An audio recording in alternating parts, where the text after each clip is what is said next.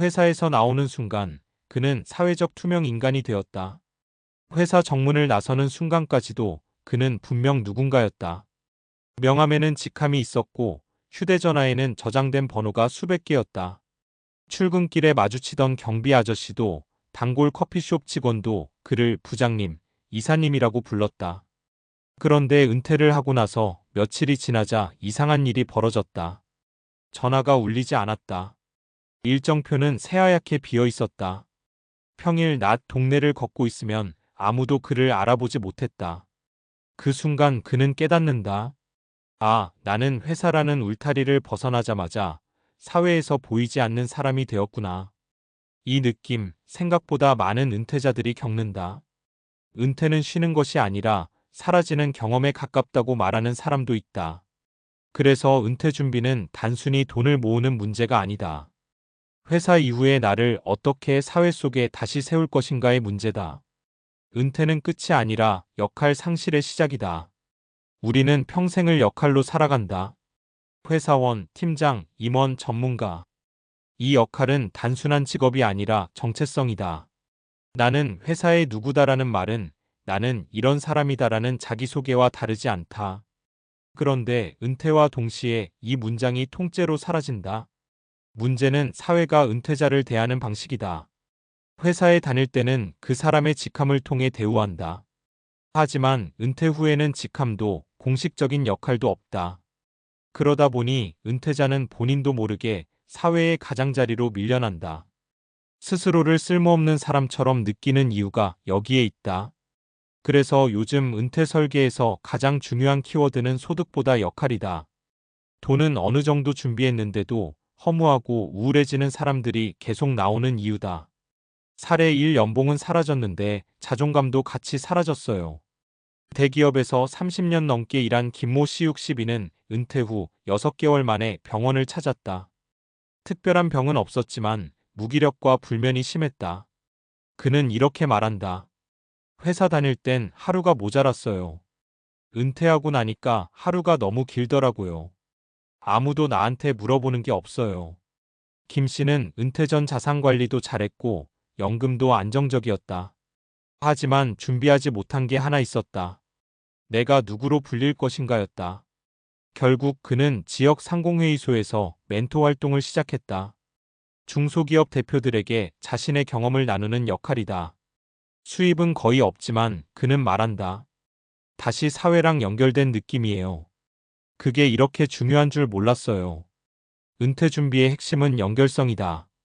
은퇴 후 삶의 질을 결정하는 요소는 세 가지다.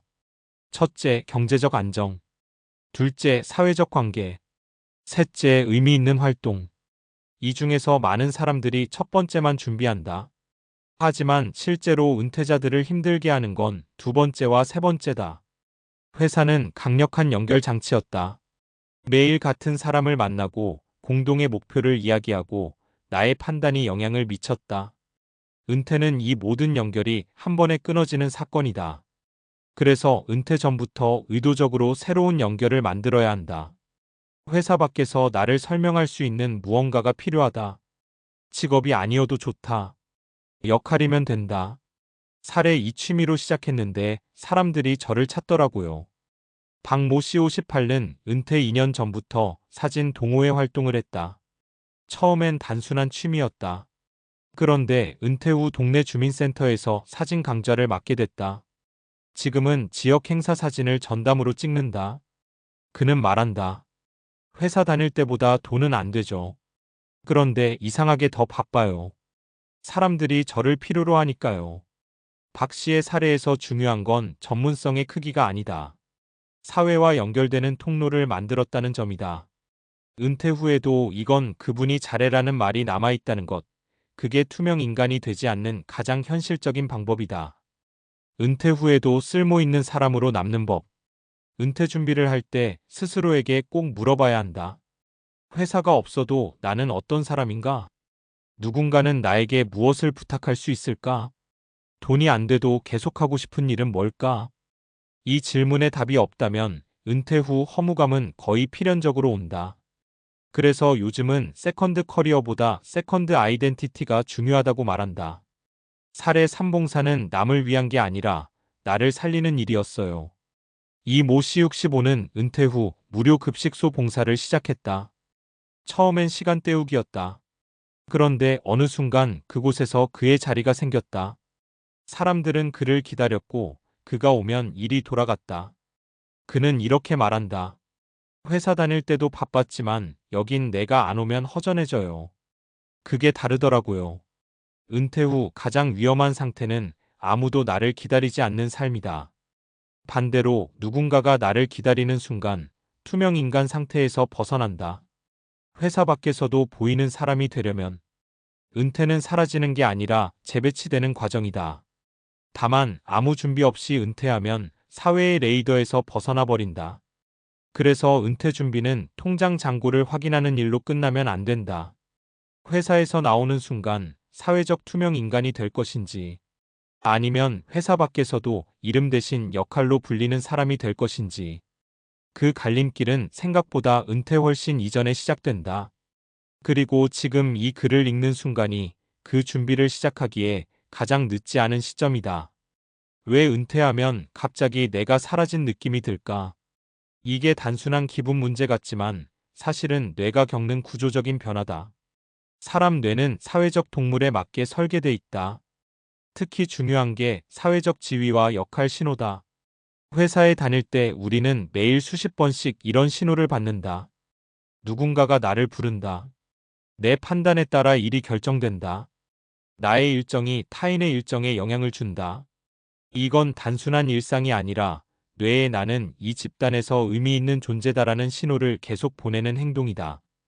뇌과학에서는 이런 신호를 사회적 보상 소셜 리워드이라고 부른다. 돈 보상만큼이나 강력하다. 문제는 은퇴와 동시에 이 보상이 한꺼번에 끊긴다는 점이다. 회사라는 시스템은 하루아침에 사라지는데 뇌는 그 속도를 따라가지 못한다. 그래서 은퇴 직후 많은 사람들이 이유 없이 우울하고 예민해지고 무기력해진다. 이건 나약해서가 아니다. 보상 회로가 갑자기 비어버린 상태다. 쉬면 좋을 줄 알았는데 왜 더 힘들죠? 많은 사람들이 이렇게 말한다. 이제 쉬어도 되잖아요. 왜 이렇게 허전하죠? 여기엔 심리학적으로 명확한 이유가 있다. 인간은 완전한 휴식 상태에서 행복해지지 않는다. 오히려 적당한 긴장과 책임이 있을 때 삶의 만족도가 높아진다. 이를 심리학에서는 유스트레스 이후의 STRESS라고 한다. 긍정적인 스트레스다. 회사 생활은 힘들지만 동시에 이 유스트레스를 계속 제공한다. 반면 은퇴 후 완전한 자유 상태는 처음엔 달콤하지만 시간이 지나면 뇌는 이렇게 인식한다. 아무도 나에게 기대하지 않는다. 나는 중요하지 않다. 그래서 은퇴 후 우울증은 일반 성인보다 유의미하게 높게 나타난다. 특히 사회적 역할 상실을 겪은 은퇴자에게서 더 두드러진다. 이건 여러 국가에서 반복 검증된 연구 결과다. 돈보다 역할이 먼저 무너질 때 생기는 문제. 흥미로운 건 경제적으로 여유 있는 은퇴자도 같은 문제를 겪는다는 점이다. 돈이 충분하면 행복해야 할 것 같지만 실제 데이터는 그렇지 않다. 이유는 간단하다. 돈은 의미를 만들어주지 않기 때문이다. 뇌는 이렇게 묻는다. 그래서 오늘 나는 뭘 했지? 누구에게 어떤 영향을 줬지? 이 질문에 답이 없으면 아무리 환경이 좋아도 만족감은 떨어진다. 그래서 은퇴 후 삶의 질을 좌우하는 핵심 변수는 자산 규모보다 주당 의미 있는 활동 시간이라는 연구도 있다. 일주일에 몇 시간이라도 누군가에게 필요로 되는 활동이 있는 사람들이 훨씬 안정적이다. 그럼 어떻게 준비해야 진짜 도움이 될까? 여기서 중요한 포인트가 하나 있다. 은퇴 후에 뭔가를 찾으려고 하면 늦다. 왜냐하면 은퇴 직후에는 에너지가 급격히 떨어진다. 심리적 공백이 생기고 자존감이 흔들리는 시기다. 이때 새로운 도전을 시작하는 건 생각보다 어렵다. 그래서 과학적으로도 권장되는 방식은 이거다. 은퇴 전부터 회사 밖 정체성을 병행하는 것. 이건 취미 하나 만들라는 말이 아니다. 핵심은 세 가지 조건이다. 정기성 일회성이 아니라 반복되는 활동. 타인 의존성 내가 빠지면 누군가 불편해지는 구조. 피드백 잘했다, 고맙다, 도움이 됐다는 반응. 이 세 가지가 충족되면 뇌는 그것을 역할로 인식한다. 은퇴 준비는 결국 인간 설계에 맞추는 일이다. 은퇴를 실패로 느끼는 사람들의 공통점이 있다. 이제 나를 증명할 필요가 없어진 것 같아요. 그런데 이건 사실 인간 뇌의 설계와 정반대다. 인간은 죽을 때까지 어딘가에 기여하고 있다는 감각이 필요하다. 그게 사라질 때 사람은 빠르게 스스로를 지운다. 사회적 투명 인간이 되는 순간이다. 반대로 규모가 작아도 상관없다. 회사 밖에서도 나를 설명할 수 있는 문장이 있으면 된다. 그분은 하는 사람이에요. 이 문장이 살아있는 한 은퇴는 끝이 아니라 형태가 바뀐 참여가 된다. 결국 남는 질문은 하나다. 은퇴 후 당신을 설명하는 문장은 무엇일까? 직함은 없어도 연봉은 없어도 괜찮다. 하지만 역할이 없는 은퇴는 생각보다 훨씬 위험하다. 회사에서 나오는 순간 사회적 투명 인간이 될지 아니면 다른 방식으로 계속 보이는 사람이 될지는 지금 어떤 준비를 하느냐에 달려 있다. 은퇴는 쉬는 시기가 아니라 다른 방식으로 사회에 연결되는 시기다.